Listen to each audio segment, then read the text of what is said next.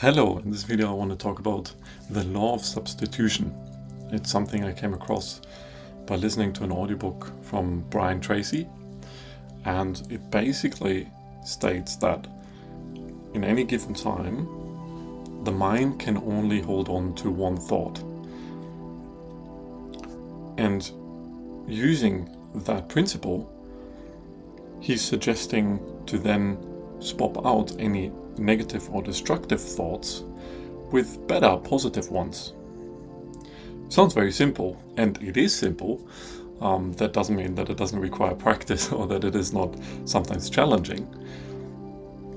However, at its core, it's a very simple concept that can help you a lot. It has a lot of impact on someone's life if you actually apply it.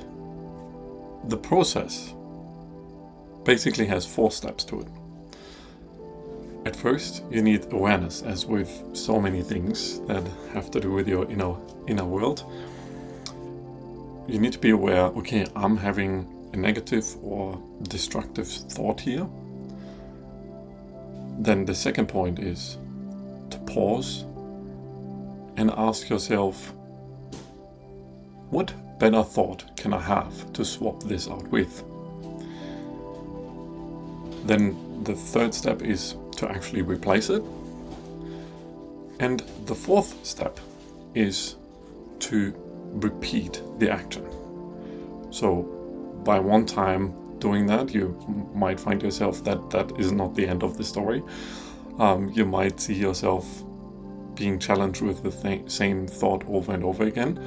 So it's a matter of replacing that and repeating that process of the replacement over time, and you see that it will get easier over time, and the new thought that you want to think, that you want to believe, will over time become the predominant thought that you want to believe in. Here are some examples of negative thoughts and then also the replacement thought that you could use as something that you might relate to. So again, a negative thought could be, for example, I'm so stupid for making that mistake. We can substitute that with, mistakes help me grow. Next time I'll do better. Here's another one. The negative thought could be, I don't feel like working out today. And the substitution is, I always feel better after moving my body. Another negative thought could be, oh, why is this taking so long?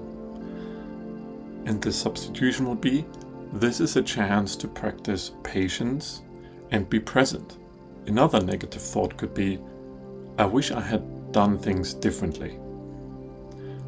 A substitution for that would be, I did the best I could with what I knew then. Now I know better. Here are 3 common challenges that you might encounter while applying this law of substitution. The first challenge would be forcing positivity too soon. So if you have something where you're trying to substitute the thought with something that is way too far from your current reality, your subconscious will not believe that new thought, and therefore it's not working. So you always got to be careful of choosing thoughts that are actually attainable. Some, let's say, shift of focus that is more positive, but it's not completely out of the realm of reality that you can believe in. That can be for someone that is not feeling great and tells themselves that they're not feeling good, that they're down, and then to say, oh, I feel amazing, is something that would not be believable to their own subconscious mind, and therefore is not accepted. So you could, for example, choose to say something like, I'm improving every day, or you focus on the things that you do instead that make you feel good. The second challenge that you might run into is not being consistent. I mean, this, as with everything else in life, and especially everything with your internal work that you do, takes time and it takes effort and it takes being consistent. And this is no different. You might find yourself that, okay, I've been trying this now for quite some time, but I don't really see any results. It's most likely because it needs the reps, right? You need to do it over time, and you will actually see results way quicker than you think, because the more you get in the habit of replacing these thoughts that you catch, first of all, you get better at spotting them in the first place when they come up, which is very interesting. And you are able to reprogram your mind that these thoughts come up way less often in the first place. Then the third challenge is actually spotting these negative thoughts in the first place. This is, as anything else, a practice. So you get better at it over time, as I already stated multiple times. And just be gentle with yourself, that this might take some time to get used to if you've never done that, or if you've not really took some time spotting these negative thoughts that come up. And one thing that I also want to add here is be really gentle with yourself and your mind and the thoughts that come up.